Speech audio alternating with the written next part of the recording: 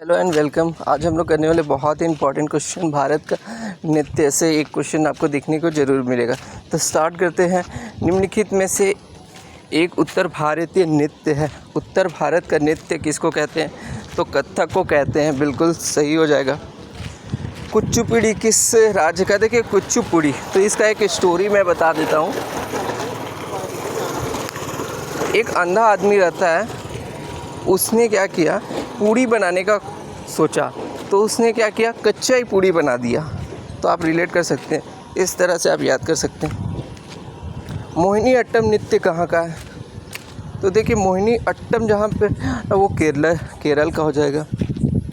अब केरल में सर्वाधिक प्रचलित शास्त्रीय नृत्य कौन सा है? तो अभी हम लोग जाने, ठीक है। अब आप इसमें ये लग सकते, कुचिपुड़ी आंध्र प्रदेश, कच्चा पूड़ी बना लिया था अंधा ने, ठीक है। कथकली केरल का, मोहिनी अट्टम केरल का है, भारतनाट्यम जो है वो तमिलनाडु का है।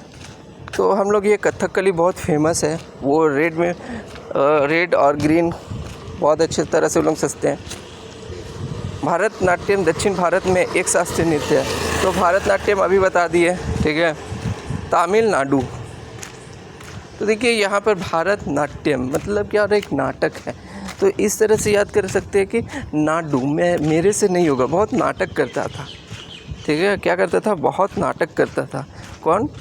भारतनाट्यम। तो इस तरह से आप याद कर सकते हैं। कथक क्या है? देखिए कथक जो है ये उत्तर प्रदेश का है। 3 वर्ड कथक है, 3 वर्ड उत्तर है, ऐसे करके याद कर लीजिएगा, ठीक है। कौन सा सुमेलित है? तो अभी हम सुमेलित वाला भी ट्रिक बता दिए थे। कच्चकपुड़ी मतलब कुचिपुड़ी आंध्र प्रदेश, यहीं पर दिख रहा है, ठीक है।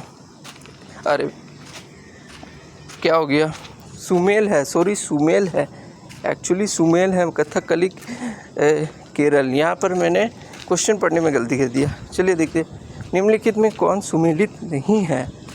तो बहुत ध्यान से पढ़ेंगे अभी।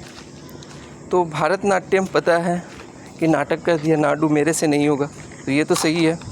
ओडिसी है, कुचिपुड़ी प्रदेश, ठीक है, कुचिपुड़ी आंध्र प्रदेश, कच्चा पूड़ी। अब कथकली ये वाला ही हो जाएगा। तो देखते हैं, बिल्कुल सही हो गया। कथकली नृत्य, देखिए कथकली फिर से आ गया, केरल है, ठीक है। अब लास्ट है, निम्नलिखित किस राज्य में शास्त्रीय, देखिए शास्त्रीय जो होता है, ठीक है, वो होता है असम का। बहुत ही आसान है। अब देखिए हम लोग ने 9 कर लिया। अब आते एक लेवल 2 में आते। निम्नलिखित में से कौन सी शास्त्रीय नृत्य शैली देवदासी नृत्य परंपरा की विरासत नहीं है? देवदासी, तो ये बहुत ही यूनिक क्वेश्चन है और बहुत ही अच्छा क्वेश्चन है। इसका सही बोले तो मुझे भी आंसर पता नहीं है, बट मैं ट्राई करता हूँ, देखता हूँ क्या होता है। इसको कोई भी मार देता हूँ। तो मणिपुरी जो है वो देवदासी नृत्य नहीं है, बाकी बात है, ये इम्पोर्टेंट नहीं था सर। अब हम लोग मुखौटा नृत्य का संबंध किस शैली से? मुखौटा, तो कौन सा में मुखौटा लगता है? तो आप देखेंगे इसमें से कौन सा मुखौटा है, इम्पॉर्टेंट है पर पता नहीं है मुखौटा मुझे। ये भी देख लेते क्या कथकली में मुखौटा लगता है, ठीक है। सादिर किस नृत्य शैली का प्राचीन नाम है? शादिर, बहुत ही अच्छा है। और ये है भारतनाट्यम का। शादिर नृत्य जो है उस पर भारतनाट्यम, ये प्रीवियस ईयर में आया हुआ है, इसीलिए मुझे याद था। किस नृत्य में मुखौटे का उपयोग किया जाता है? अभी तुरंत बताया गया था, कथकली। रविन्द्रनाथ टैगोर ने किस शास्त्रीय नृत्य को पुनर्जीवित करके उसे केरल के अतिरिक्त बंगाल में लोकप्रिय बनाया? तो केरल में इम्पोर्टेंट, ये तो काफ़ी इम्पोर्टेंट क्वेश्चन लग रहा है, पर ऐसा क्वेश्चन पढ़ा नहीं है। चलिए देखते क्या, आई थिंक मेरे ख्याल से ये होना चाहिए, लेकिन सही आंसर है कथकली होगा इसका सही आंसर। बहुत इंपॉर्टेंट है कथकली, रविन्द्रनाथ टैगोर ने जीवित किया। निम्नलिखित में कौन सा एक भारतीय शास्त्रीय नृत्य नहीं है? बिल्कुल ये कथक है, भांगड़ा। आसान क्वेश्चन है। निम्नलिखित में से किस नृत्य का संबंध देवदासी परंपरा से है? तो हम लोग देखे थे कि मोहिनी अट्टम था, ठीक है, तो ये हो जाएगा मोहिनी अट्टम देवदासी परंपरा से है। निम्नलिखित में से नृत्य एकल नृत्य नहीं है, मतलब अकेला नहीं, ग्रुप में डांस किया जाता है, कौन सा होगा?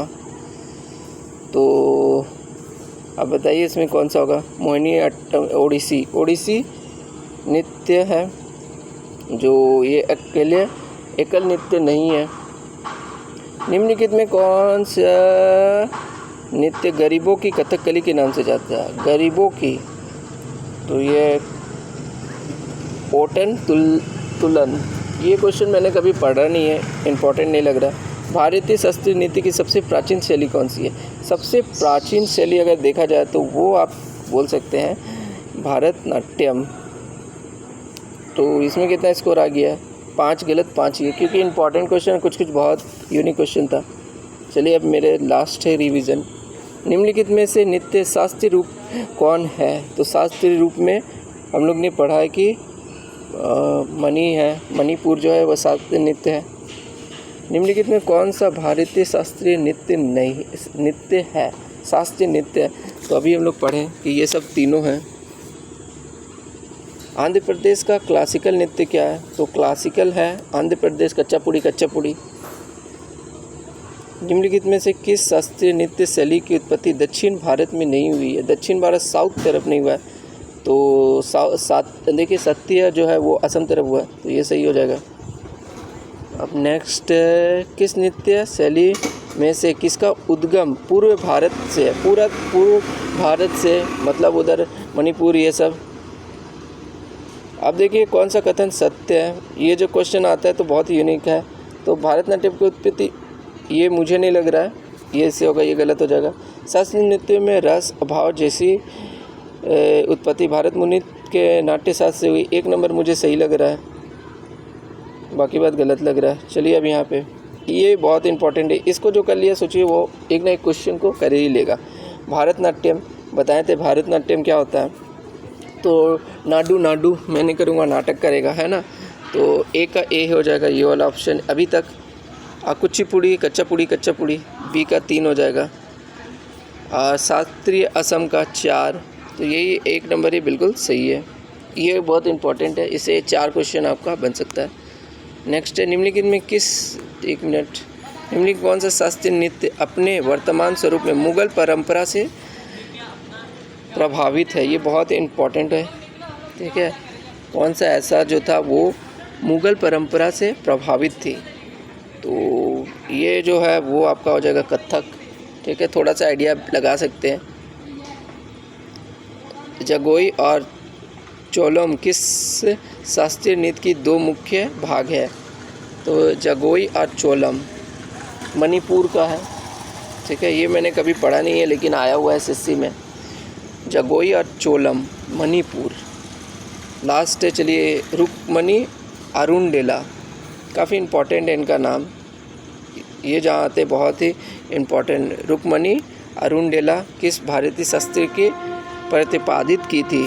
तो ये जो होगा आपका सही आंसर जो है वो भारतनाट्यम होना चाहिए, बिल्कुल सही। तो हम लोग ने 30 क्वेश्चन कर लिया, जो कि नृत्य से जितना भी पूछ सकता है यहीं से पूछ सकता है, काफ़ी इंपॉर्टेंट है। अगर वीडियो अच्छा लगा लाइक से सब्सक्राइब कीजिए। दिन में 3-4 बार मैं वीडियो डाल देता हूँ ताकि अच्छा रिवीजन हो जाए। इससे क्या होता है कि जब मैं रिवीजन करता हूँ मेरा भी रिवीजन हो जाता है और आपका भी फटाफट आंसर आ जाता है।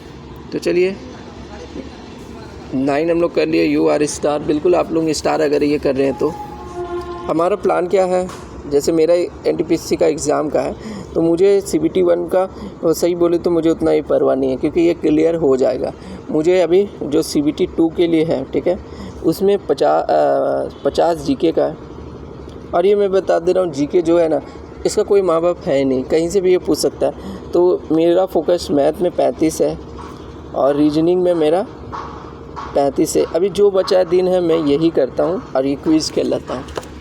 तो ये अगर इधर से 70 आ गया मेरा, और ये जितना रीजनिंग से, तो अगर मेरा यहाँ से, ठीक है, 50 में से एटलीस्ट 25 भी आ जाए तो सोचिए 95 नंबर बहुत होते हैं, आराम से क्लियर हो सकते हैं।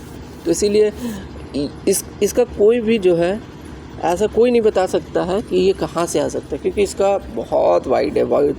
लेकिन ये अगर मैं करूँ अभी तो ये कंप्लीट हो सकता है। पहले रीजनिंग को कंप्लीट कीजिए, आप लोग पूरा अच्छी तरह से रीजनिंग कीजिए, एक भी क्वेश्चन छूटना नहीं चाहिए। फिर मैथ आ जाइए, मैथ तो बहुत अच्छा होता है। तो चलिए मिलते हैं नेक्स्ट ब्लॉग पे, नेक्स्ट वीडियो पे। लाइक शेयर सब्सक्राइब कर देंगे तो अच्छा लगेगा। Thank you.